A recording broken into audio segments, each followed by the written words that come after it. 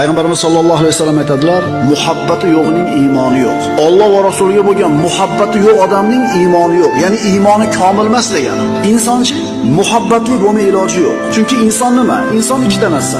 Idrok qiladigan aql va yaxshi ko'radigan qalb.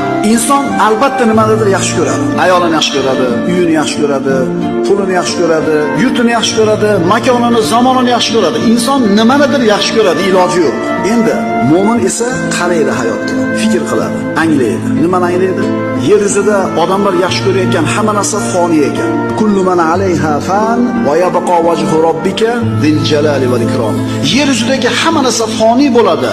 Buyuklik va ulug'lik egasi bo'lgan Parvardigoringning yuzi qoladi. Allohdan boshqa hech narsa qolmas ekan. Shuning uchun yer yuzidagi narsalarga muhabbat qo'yishlik loyiq emas ekan. Men u narsalarga muhabbat qo'yishim to'g'ri emas ekan, dedi-da, abadiy bo'lgan zotni, Alloh subhanahu va taoloni yaxshi ko'radi.